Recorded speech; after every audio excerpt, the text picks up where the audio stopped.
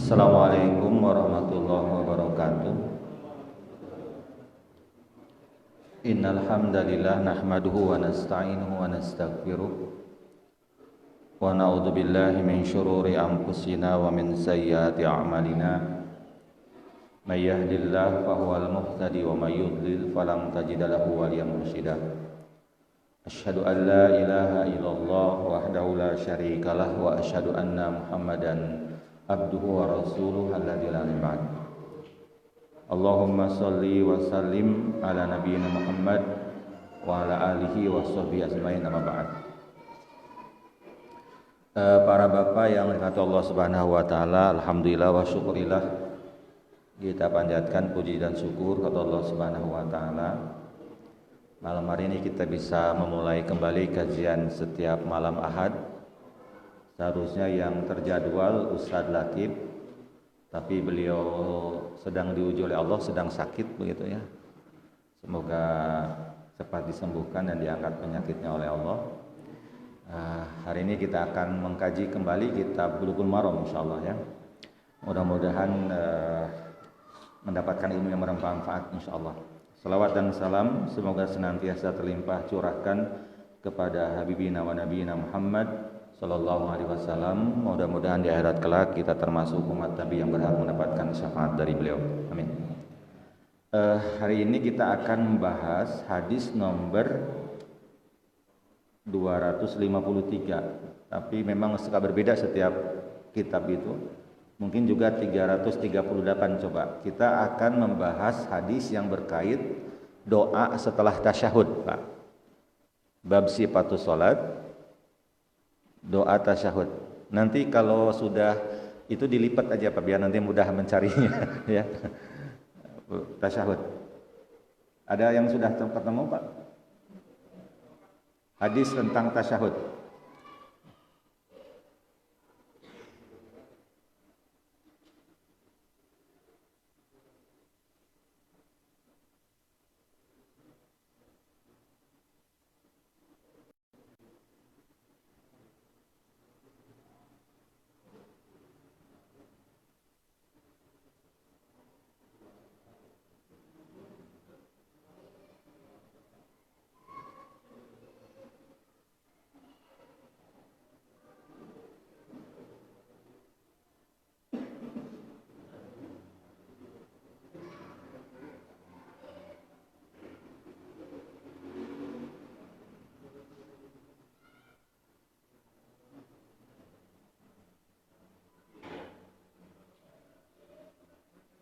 Sudah? Bismillahirrahmanirrahim.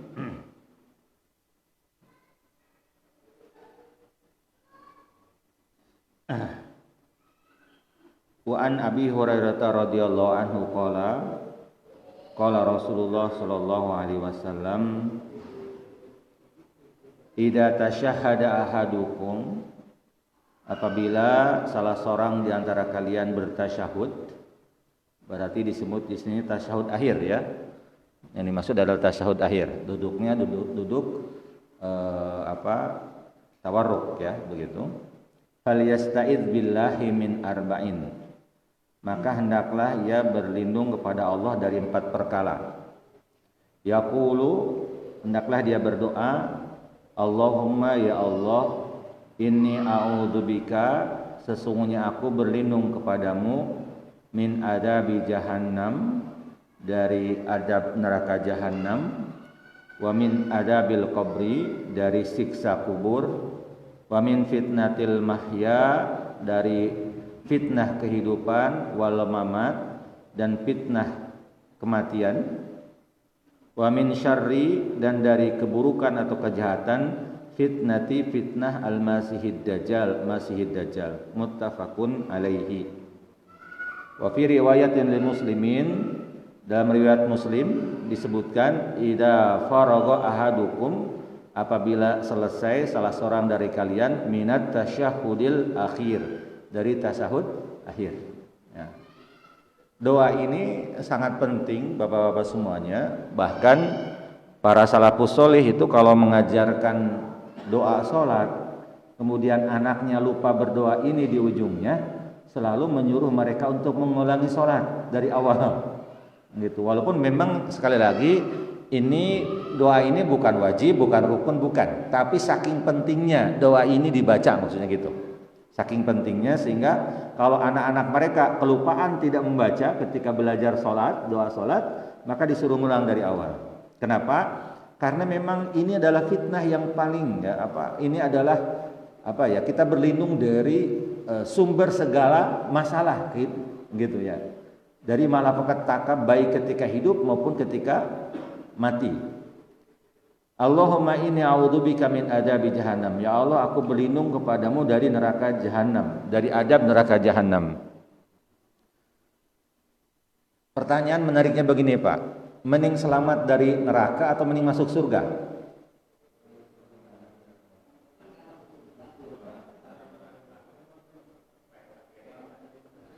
Mending selamat dari neraka. Sebab banyak orang masuk surga ke neraka dulu. Gitu maksudnya. Bisa dipaham ya?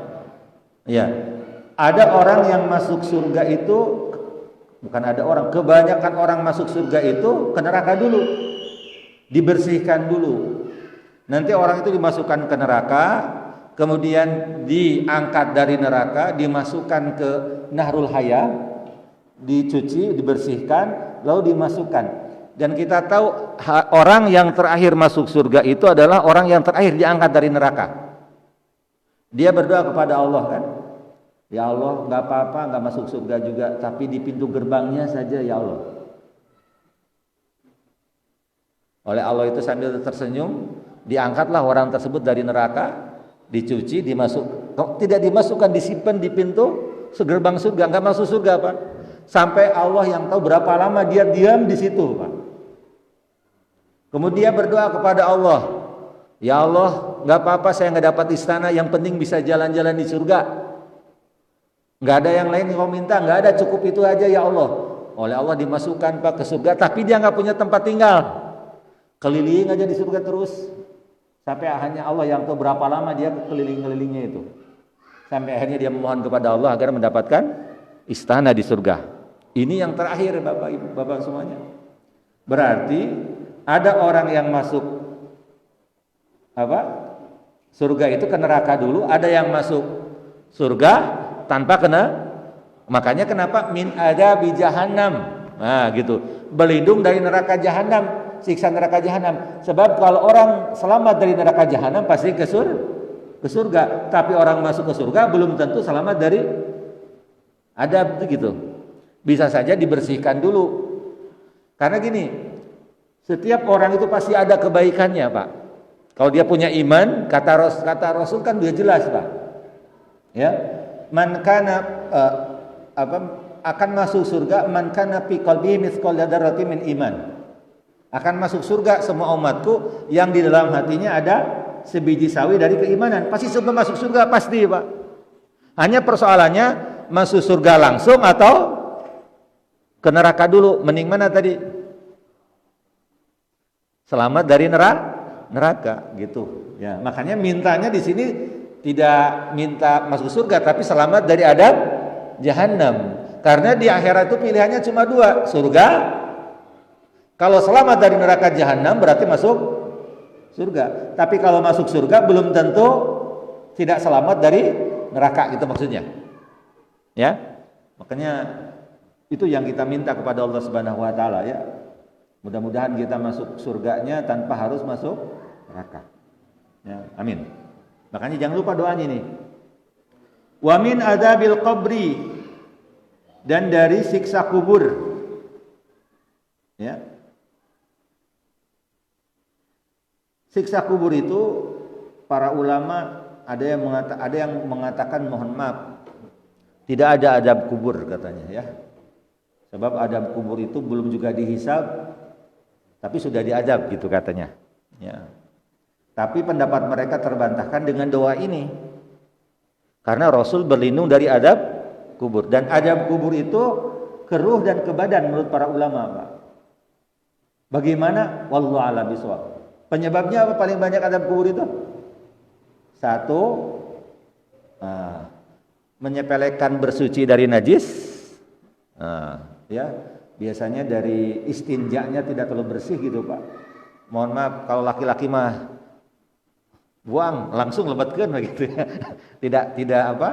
Tidak bersuci baik-baik kan itu. Kan sunnahnya kalau kita buang air kecil itu Pak diurut 3 kali, ngedehem sekali.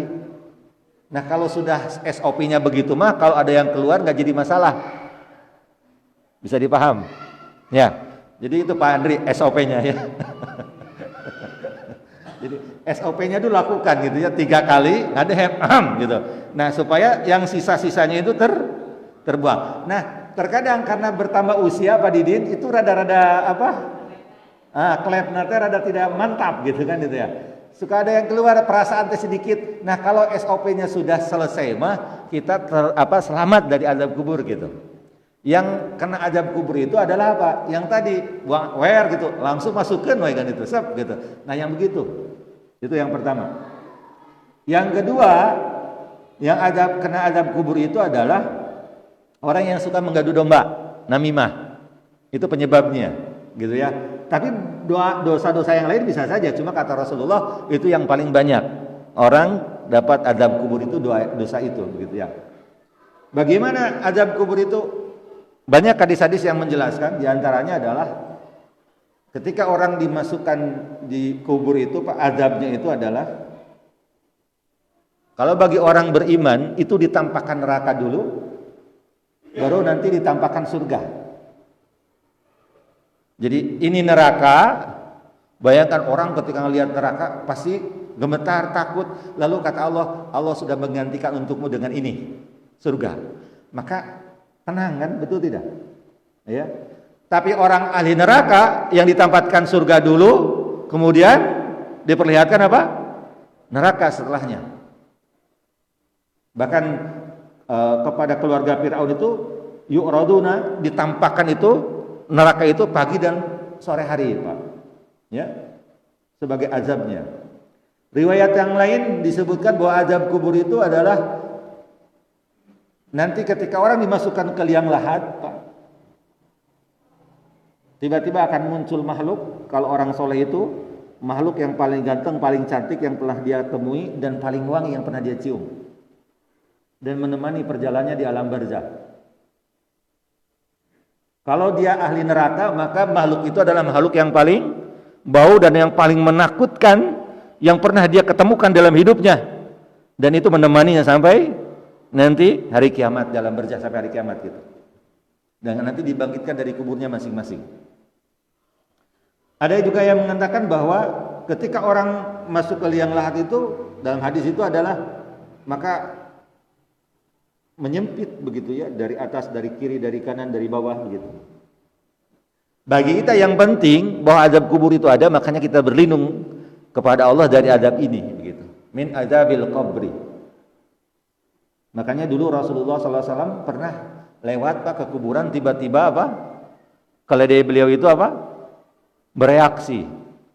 Kata Rasul, yang ada di kuburan ini sedang diadab, dan adabnya bukan karena dosa besar, tapi karena tidak berhati-hati ketika beristinja, bersuci, dan suka namimah. Ya. Dan azab kubur itu didengar oleh semua makhluk kecuali 2, jin dan manusia, Pak. Seandainya itu manusia diberi kemampuan mendengarnya, tidak mungkin bapak-bapak berangkat ke kantor, Pak. Karena teriakan, jeritan mereka itu memenuhi semuanya. Ya. Makanya dulu pernah ada, tapi itu perlu diverifikasi ulang. Yaitu ketika Rusia menggali yang paling dalam itu, tiba-tiba terdengar suara-suara yang aneh memekakan telinga. Wallahu a'lam bishawab. Gitu ya. Tapi yang jelas bagi kita azab kubur itu ada, makanya kita berlindung kepada Allah. Mudah-mudahan kita tidak termasuk yang mendapatkan azab kubur, ya, gitu. Wa min fitnatil mahya, ya, berlindung dari fitnah kehidupan. Fitnatul mahya hiya al-ibtila wal imtihan wal ikhtibar, ya. Wa hiya ma yu'radu lil insan min mihanin wa fitanin wa ibtilai bi syubhat wa syahawat wa ghairiha wa adumha su'ul khatimah indal maut. Ini disebut dengan ujian hidup itu ya yang kita rasakan, Pak. Pandemi seperti begini ya. kemudian kesulitan, kesusahan, rezeki berkurang tanda kutip bahasa kita begitu ya, penyakit dan lain sebagainya. Dan yang paling berat apa? Su'ul khatimah, Pak, mati dalam keadaan berbuat dosa dan maksiat gitu. Makanya doa ini adalah sebenarnya, di balik doa itu adalah minta agar kita husnul khatimah gitu ya. Jadi fitnah hidup yang paling berat itu apa? Naudzubillah min dzalik, mati dalam keadaan su'ul khatimah gitu, Pak. Kan kita suka miris gitu, Pak, diketemukan kakek-kakek di tempat pelacuran gitu ya, meninggal dunia gara-gara makan Viagra kan gitu.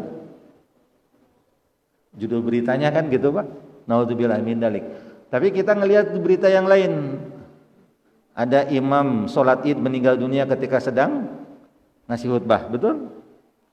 Ada ustadz ketika sedang sholat tiba-tiba sujudnya lama dan tidak bangkit lagi, dijemput oleh Allah Subhanahu wa taala, oleh malaikat maut tentunya ya.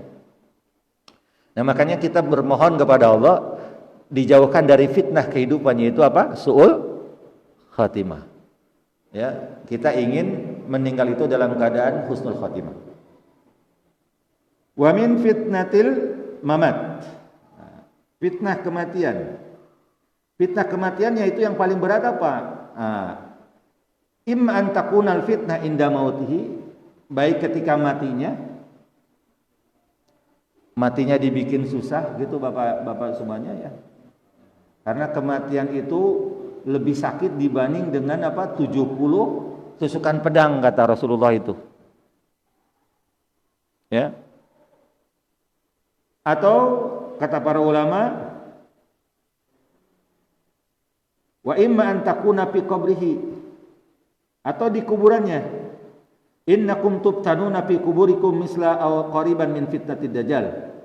Kalian akan diuji di kubur kalian seperti atau lebih dekat dari fitnah dajjal. Apa itu? Yaitu ketika kita selesai nanti dikuburkan dan keluarga kita meninggalkan kita, Pak, nanti ada 2 malaikat yang datang kepada kita, yang menanyakan tentang apa? Ma ilmuka bihadar rajul, kata malaikat dalam riwayat Bukhari itu. Tahu tidak siapa laki-laki ini, Pak? Orang beriman akan menjawab, laki-laki itu adalah Muhammad sallallahu alaihi wasallam. Aku beriman kepadanya dan wafat dalam keadaan beriman kepadanya. Kalau orang yang tidak beriman akan mengatakan, aku tidak tahu siapa itu. Saya dengar-dengar namanya saja tapi tidak tahu. Kita aja kalau ujian lisan itu rada deg-degan, Pak, betul tidak? Ya, kalau lagi kuliah atau lagi sekolah dulu, apalagi dikubur, Pak. Makanya diantara doa kalau kita menguburkan orang meninggal dunia itu apa? Allahumma ighfir lahu wasabbithu. Ya Allah, ampuni orang ini dan teguhkan ketika ia menjawabnya, gitu, Pak. Dan kita akan diberi pertanyaan yang sama semuanya, Pak. Jawabannya nggak perlu diapalin, udah bocor ujiannya, Pak. Jadi ujian di kubur mah udah bocor soalnya. Tapi dia tidak bisa dihafalkan oleh kita jawabannya. Ya, jawabannya akan dijawab oleh amal kita, gitu yaitu. Ya, makanya menghidupkan sunnah Nabi itu dalam rangka mudah-mudahan nanti jawaban kita, nah, sebagaimana yang kita inginkan biar kita selamat, gitu, Bapak-Ibu semuanya ya. Baik. Wa min syarri fitnatil masihid dajjal, dan dari keburukan fitnah al-masih itu mamsul ain, karena ya dajjal itu disebut al-masih kenapa? Karena matanya itu sebelah, kemudian udah sebelah, yang sebelahnya itu keluar, Pak, seperti apa? Seperti buah kurma, buah anggur nolol gitu. Yang sininya tidak melihat, yang kirinya gitu ya, itu keluar seperti buah anggur gitu. Dan dajjal itu para ulama sepakat bahwa dajjal itu dia adalah makhluk dan juga dajjal itu adalah juga sifat gitu. Setiap yang mengajak kepada keburukan, setiap yang menyebarkan dosa dan maksiat itu dajjal. Tetapi yang dimaksud dengan dajjal di sini adalah dajjal yang nanti datang di akhir zaman. Rasul menyampaikan ketika Dajjal keluar maka satu hari terasa berapa Pak? Setahun, sebulan, seminggu, kemudian seperti hari-hari biasa. Saking beratnya fitnah Dajjal itu, setiap orang yang ketemu dengan Dajjal pasti kufur Pak. Karena Dajjal itu memiliki kemampuan yang di luar akal manusia untuk memahaminya. Ketika ada seorang datang meminta agar orang tuanya dihidupkan lagi, Dajjal memanggil korin dari orang tuanya tersebut dan muncul di hadapan orang tersebut. Ketika satu tempat itu tandus, maka Dajjal tinggal meniupkan lalu jadi hijau langsung, Pak. Begitu. Sehingga banyak pengikutnya. Ya, makanya kata Rasulullah sallallahu alaihi wasallam, kalau kalian mendapati Dajjal datang di satu tempat, maka janganlah engkau mendatanginya. Kalian harus menjauhinya. Nanti tertulis di dahinya itu kafaro. Ya, begitu. Dan kalau kita melihat fenomena apa yang terjadi di kita sekarang, maka sebenarnya dunia ini sudah mendekati akhir gitu, Bapak-bapak semuanya. Ya. Mudah-mudahan kita mah nggak kealaman fitnah Dajjal, Pak. Baru fitnah pandemi aja tos capek kita, Pak. Betul tidak, Pak? So, pakai masker aja ke masjid hoream, Pak, saudara namanya. Baru fitnah apa? Pandemi, Pak.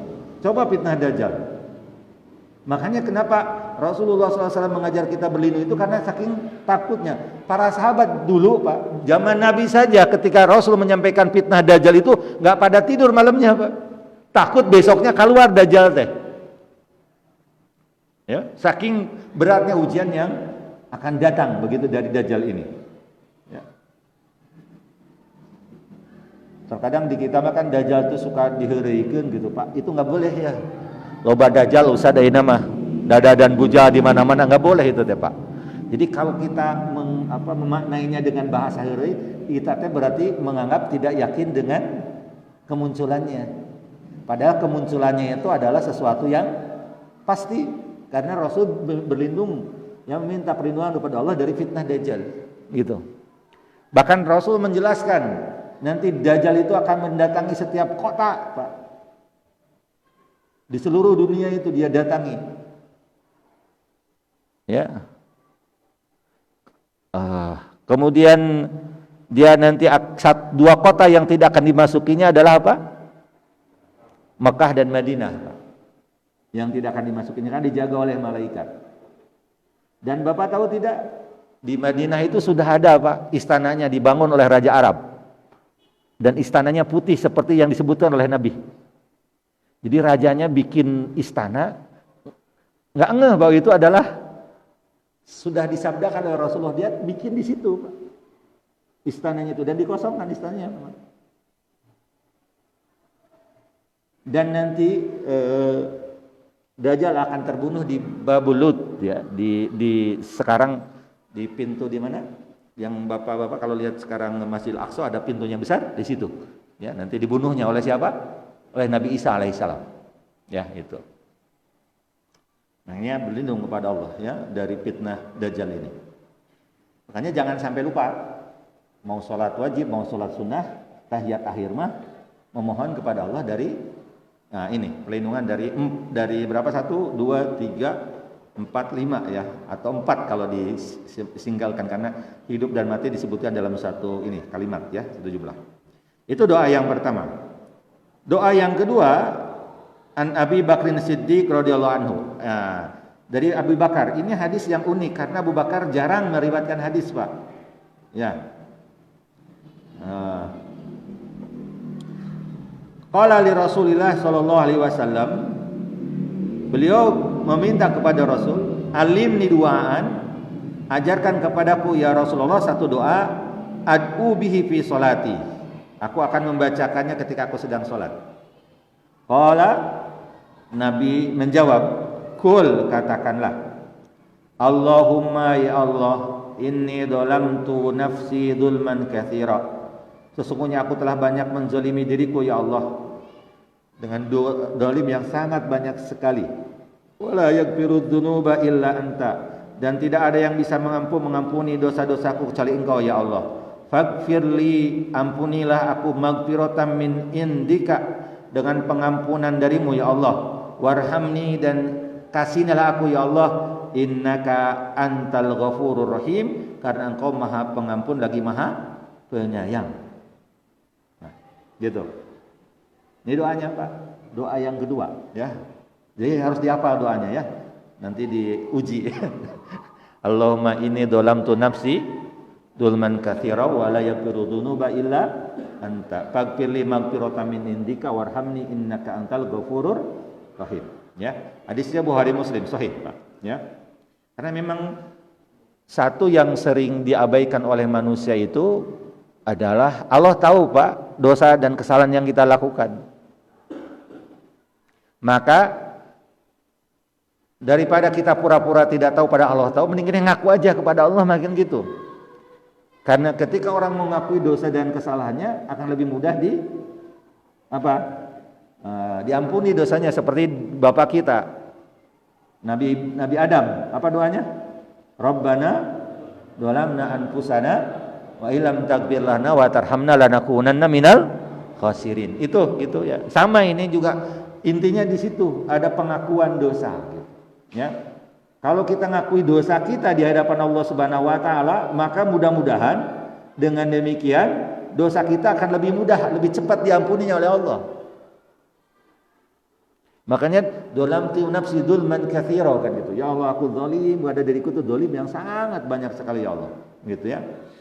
Nah ini boleh dibacanya setelah doa yang tadi atau boleh dibaca sebelumnya, boleh, nggak apa-apa. Ya. Makanya terkadang ada yang sangat lama duduknya, ada yang pendek kan gitu ya. Nah, itu. Tapi mana doa yang paling penting Ustadz? Kalau misalkan milih salah satu doa yang tadi, kalau salah satu apa? Doa minta apa? Perlindungan dari 4 hal atau dari 5 hal yang tadi ya, begitu. Disatukan nggak apa-apa, gitu ya. Tapi nggak boleh kalau imam sudah salam masih berdoa, nggak boleh Pak. Imam sudah salam kiri kanan dia masih doa aja, itu nggak boleh. Karena kalau imam sudah assalamualaikum warahmatullahi ke kanan, kemudian imam ke kiri, kita langsung ke kanan assalamualaikum warahmatullahi, assalamualaikum warahmatullahi. Nggak boleh imam sudah salam kita masih berdoa, itu nggak boleh. Ya, masih suka begitu ya. Imam sudah duduk dia masih sujud, di doanya dipanjangin, itu tidak boleh. Jadi imam itu harus diikutin, didahuluin nggak boleh, dibarengin nggak boleh, lambat dari imam nggak boleh. Imam itu kalau Allahu Akbar, Sami Allahu liman hamidah, Rabbana lakal hamdu, gitu nggak boleh. Imam sudah mau sujud, dia baru berangkat berdiri dari ruku, itu nggak boleh Pak. Ya, itu tidak nyunah Nabi, begitu. Ya. Gimana cara Ustadz kalau misalkan imamnya saking cepatnya kita jadi enggak itu, ya ikutin aja. Walaupun kita enggak tamat doa kita, baru subhana rabbiyal a'la sekali, Allahu akbar gitu kan gitu. Nah, ikutin aja. Karena mengikuti imam itu jauh lebih penting daripada doa, Pak. Ya, paham? Ya, begitu. Baik. Benar.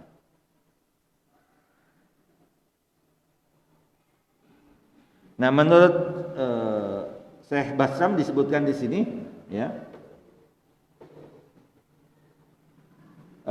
hadis ini adalah menjelaskan bagaimana kecerdasan Abu Bakar As-Siddiq, bahwasanya sholat itu adalah merupakan tempat atau saat terbaik kita berdoa kepada Allah. Kan, nah ini Pak, mohon maaf, seringkali orang itu berdoa itu setelah sholat, padahal bukan, berdoa ketika sholat. Itu harus dipahami. Bukan berarti tidak boleh berdoa setelah sholat, ya. Tetapi yang paling utama adalah ketika sholat, itu, ya, ketika sholat, ya. Nah, makanya beliau berkata, ad'u bihi fi sholati, kan itu. Aku akan berdoa ketika sedang sholat. Nah itu, ya, karena sholat adalah tadi makom, ya, kesempatan saat yang paling tepat kita memohon kepada Allah, ya, gitu. Kemudian yang kedua, hadis ini juga menjelaskan bahwa berdoa di dalam sholat itu tempatnya banyak. Bisa ketika sedang sujud dan juga ketika sebelum salam. Gitu ya.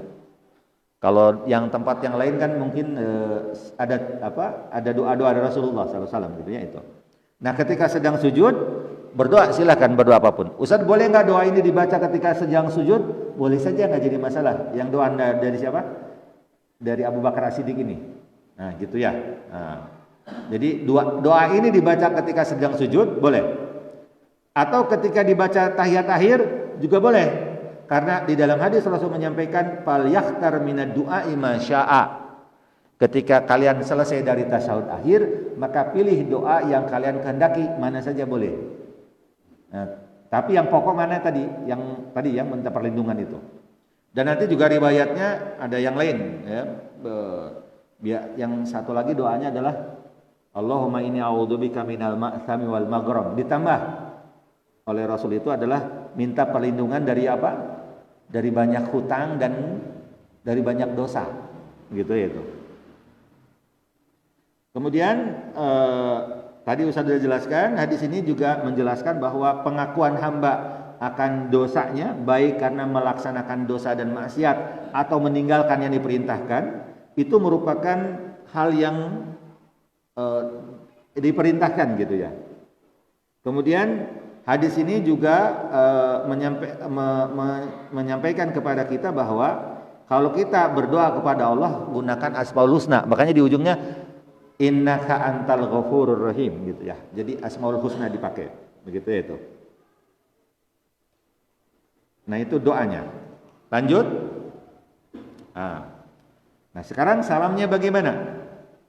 Wa an Wa'il ibn Hujrin radhiyallahu anhu qala shallaitu man Nabi sallallahu alaihi wasallam, aku salat bersama Nabi, fakana yusallimu an yaminihi. Beliau salam ke sebelah kanan. Assalamualaikum warahmatullahi wabarakatuh.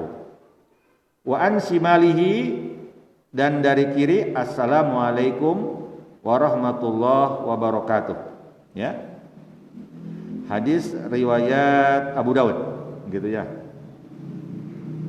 Hadis ini disahkan oleh para ulama, begitu. Jadi salam ketika itu boleh sampai assalamualaikum warahmatullahi wabarakatuh atau boleh assalamualaikum warahmatullahi, begitu ya. Tidak jadi masalah, ya, boleh itu Pak. Dan hadis ini adalah yang mengatakan assalamualaikum warahmatullahi wabarakatuh, begitu ya, itu. Kemudian hadis yang setelahnya masih dari Wa'il bin Hujrin. Sebentar.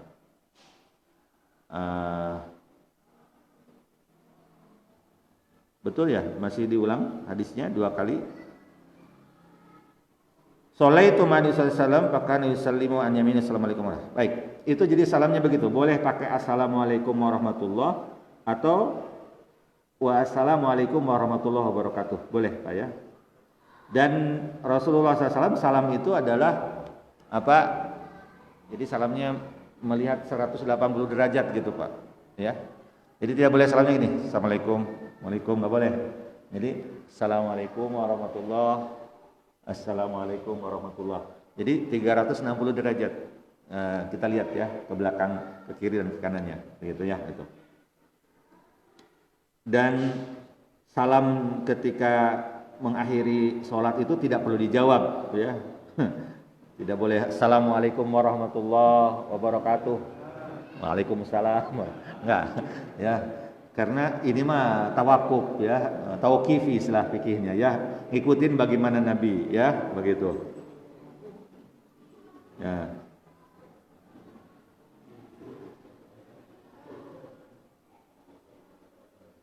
Begitu ya. Nggak ada mengusap muka, nggak ada. Dulu mengusap muka itu karena masjid Nabi itu pakai pasir Pak. Jadi habis sholat itu tuh ada, makanya kalau kita sedang sholat kan nggak boleh mengusap-usap muka Pak. Walaupun di sini misalkan kita sholat, kebetulan masjidnya belum dipel misalkan Pak ya, atau di tempat masjid kotor, tiba-tiba di tempat kita ketika sujud itu nempel di sini Pak, lagi sholat jangan dihapus, biarin aja. Karena sedang ada rahmat gitu Pak. Tapi bukan begitu sengaja bawa pasir rahmat gitu kan. Nggak boleh gitu ya. Maksud Nabi kalau kita sedang sholat ada yang nempel di kita, biarin aja, jangan terganggu dengan itu gitu. Ya, nanti kalaupun mau dibuang atau dihilangkan setelah salam, makanya assalamualaikum begini para sahabat itu.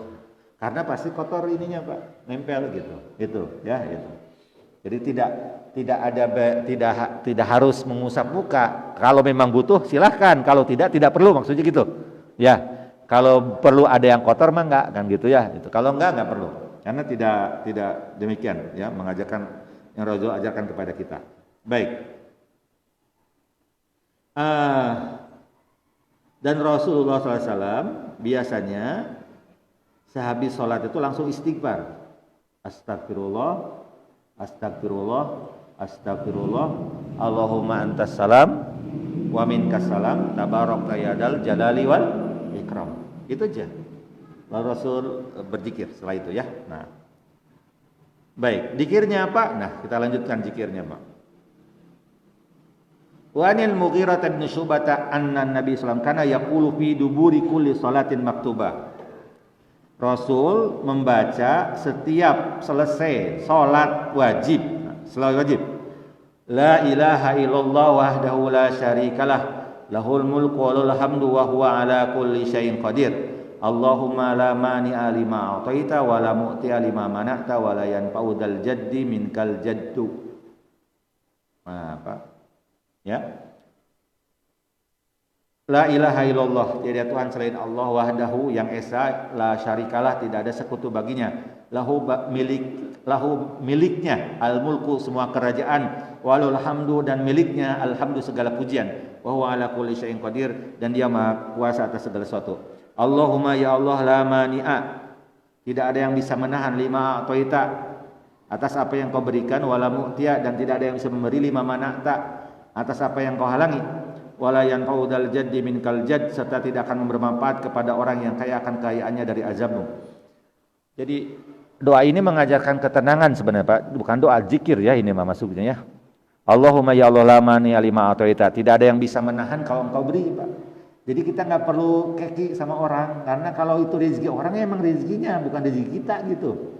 Ya. Dan kalau memang rezeki kita mah nggak ada yang bisa menghalangi. Jangan gara-gara, nah nggak boleh itu bahasa begitu tuh udah gara-gara itu tuh, gara seeta tah itu nggak boleh Pak. Ya, itu teh berarti nggak yakin dengan tentuan Allah. Ya, sudahlah kita ikhtiar yang terbaik. Kalau sudah terjadi ya udah emang takdir Allah demikian.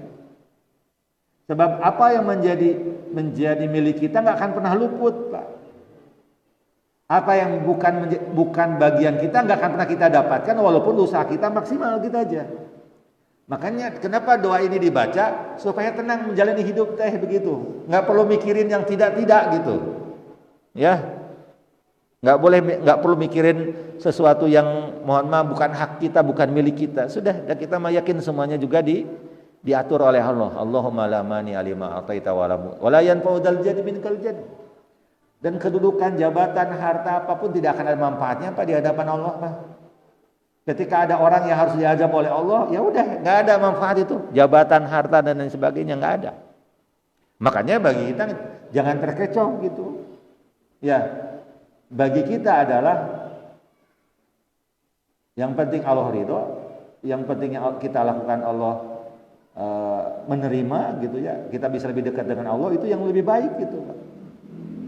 Istilahnya mungkin Bapak naik pangkat di kantor nggak apa-apa, yang penting tambah soleh gitu aja udah.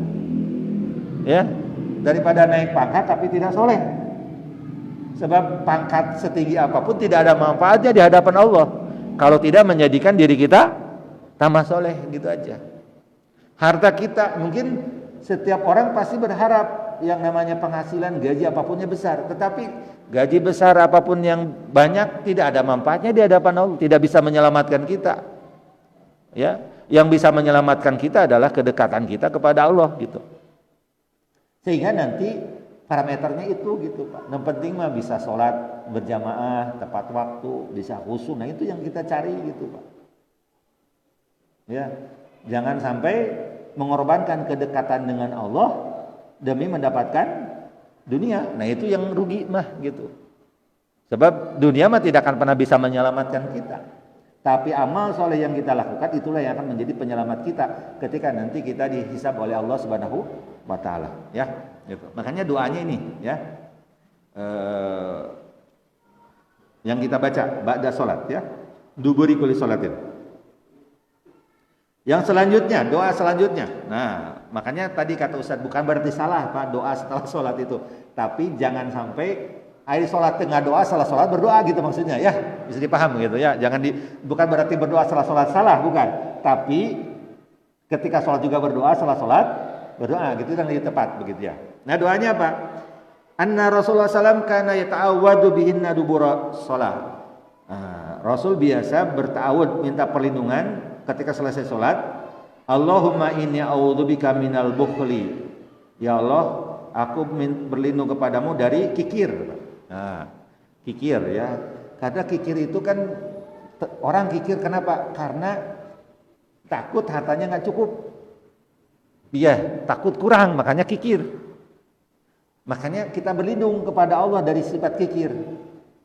Gitu supaya apa? Rezeki tadi cukupi sama Allah, kemudian juga diberikan kemudahan untuk berbagi, begitu ya. Wa a'udzubika minal jubni, berlindung kepadamu dari sifat pengecut, Pak. Sifat pengecut itu sifat hipokrit begitu ya, nggak mau menegakkan kebenaran gitu ya. Ya, malu kalau mohon maaf ya, karena ini yang nggak boleh Pak. Ya kumaha we saena. Kan sebenarnya kita mah harus mengatakan yang salah itu adalah salah. Nah orang mengatakan salah itu salah, mohon maaf kalau pengecut mah nggak akan berani itu teh. Akhirnya teh kumaha saena we Pak ngiringan, nah gitu. Nah, ya, ini yang bahayanya. Nggak berani kita menolak sesuatu. Padahal kita tahu bahwa itu nggak boleh. Tapi ketika sifatnya pengecut jadinya ya itu tadi ngiringan wae kumaha saena lah. Gitu itu. Makanya minta perlindungan kepada Allah itu supaya kita bisa tetap yakin gitu. Kalau memang itu salah ya salah gitu. Kita katakan gitu ya. Karena kita nggak mikirin apapun kecuali keridhaan Allah Subhanahu wa taala. Mau orang suka mau nggak suka urusan belakangan. Yang penting Allah ridho kan gitu. Dan itu mohon maaf bukan perkara mudah kata Ustaz. Apalagi kalau di tempat kita bekerja, apalagi di kantor itu teh ya. Betul tidak? Ya, gitu. Wa a'udzubika min an uradda ila ardalil umur. Dan aku berlindung kepadamu dari kembalinya diri kepada umur yang hina. Maksudnya pikun, Pak. Karena menjadi orang pikun itu udah menyusahkan orang, kemudian mohon maaf Pak. Apa ya, pikun itu kan masih hidup gitu ya, tapi kan perintah agama tidak dilaksanakan, kita tidak tahu lagi kan gitu ya. Makanya mohon kepada Allah agar kalaupun Allah memanjangkan usia kita, mudah-mudahan usia kita dengan memorinya juga sama gitu Pak. Ya. Jumat kemarin ngisi kajian di subuh itu jam 6, mohon maaf kemarin nggak piket ya, di Buniseri Pak ya. Jamaahnya tetap sarpuh Pak, benten di makan aranom itunya, di sana sepuh Pak. Pas Ustaz ati alhamdulillah, Bapak sabar Yusuf ayeuna 84 Pak tinggal. Tapi 84 jarang jam Pak. Ya, Ustaz mah ngira teh usianya paling 70 60 gitu. 84 cenah Ustaz David teh. 80. Bapak meni sehat pisan. Nah, kan kita ingin itu Pak, 84 tahun ke masjid masih semangat gitu, bari fisik masih kuat gitu ya. Nuntut ilmunya semangat gitu kan gitu ya. Imam mohon maaf, usia 70 tahun penghilang mata sudah mulai poek gitu Pak, tengeningal gitu kan gitu ya. Cepil sudah mulai terjelas gitunya. Nyarios areup kan gitu ya. Kemudian kalau ditanya nyambung tenyambung kan bahaya gitu Pak. Betul tidak? Makanya sok abita gitu Pak ningali anu sarpuh gitu tapi apa semangat gitu kan gitu. Nah itu mungkin doanya itulah yang selalu dipanjatkan kepada Allah. Allahumma inni a'udzubika min an uradda ila ardalil umur gitu ya. Jadi usia kita panjang tapi juga dibarengi dengan apa? Ya, pikiran kita, hati kita tetap gitu ya bisa melaksanakan perintah-perintah Allah gitu ya itu. Makanya hati-hati kita. Makanya dalam agama mah umur itu jangan panjangnya tapi apa berkahnya kan gitu ya, berkahnya. Sebab kalau panjang usia bari pikun mah rugi buat apa? Gitu ya. Uyut Usan itu usianya dulu 90 tahun meninggalnya Pak. Tapi usia 90 tahun kalau baca Quran nggak pernah pakai kacamata, nggak kayak Ustad. Jadi kalau baca Quran teh pakai cempor orang tua zaman dulu aja. Begini aja baca Quran itu. Dan kalau saya baca Quran, Uyut itu tahu mana yang salah, mana yang benar. Panjang teuing tah cenah baca anak-anak. Padahal beliau nggak hafal, Pak. Misalkan kalau salah lain eta ulangi deui gitu. Nah, kenapa? Karena orang tua kita zaman dulu itu ya mungkin memorinya bagus gitu ya, tidak banyak dosa, mungkin begitulah ya gitu ya itu. Karena memang tapi bukan selamanya Pak. Pikun itu karena banyak dosa, kata penyebabnya kata sebagian ulama mengatakan gitu ya itu. Ya. Tapi bukan berarti setiap yang pikun karena dosa, bukan ya begitu itu. Tapi berhati-hati dari dosa supaya kita tidak pikun begitu ya itu. Makanya mohon maaf di antara Pak, nah supaya tidak pikun apa? Berlindung. Yang kedua apa? Menghafal Quran Pak. Ulang ngeusian TTS ya. Ya mau naon cenah Pak ngeusian TTS ame teu pikun gitu ya. Ya lah enggak apa-apa, tapi jangan sampai mohon maaf TTS dikerjakeun Pak. Ari Quran ditinggalkan, padahal yang paling kuat itu apa? Bacaan Quran, menghafal Al-Quran itu bagian supaya memori kita tetap bagus kan gitu ya gitu. Kalau memori kita bagus ya alhamdulillah, yang mudah-mudahan kita dihindarkan gitu. Baik, sampai di situ ada pertanyaan Pak? Tidak ada? Alhamdulillah kalau tidak ada ya. Tinggal beberapa hadis lagi kita selesai bab ini ya. Bab apa ini teh? Bab sifatus shalah. Kita ngedoa sama Allah mudah-mudahan Pak kita wafat bulughul maram terus tamat gitu ya. Jadi nanti kalau di hadapan Allah teh apa? Aya terus tamat minimal 1 kitab gitu kan gitu ya. Begitu ya. Mudah-mudahan di Masjid Al-Tusqa ya tamat ya. Gitu dikajinya oleh kita. Terima kasih. Subhanakallahumma bihamdika asyhadu an la ilaha illa anta astaghfiruka wa atubu ilaik. Assalamualaikum warahmatullahi wabarakatuh.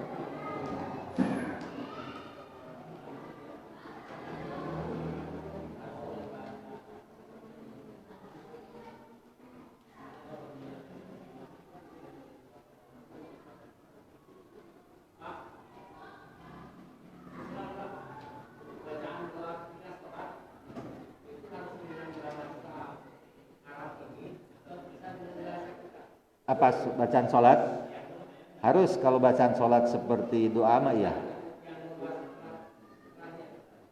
Oh doa. Karena Rasul mengajarkan harus dihafal makanya. Ya. Ustaz sih kalau sebenarnya para ulama mengatakan kalau memang tidak bisa diperbolehkan, tapi jangan karena boleh akhirnya pakai bahasa Indonesia gitu. Ya, kalaupun diperbolehkan hanya terbatas untuk doa yang memang kita tidak tahu bahasa Arabnya.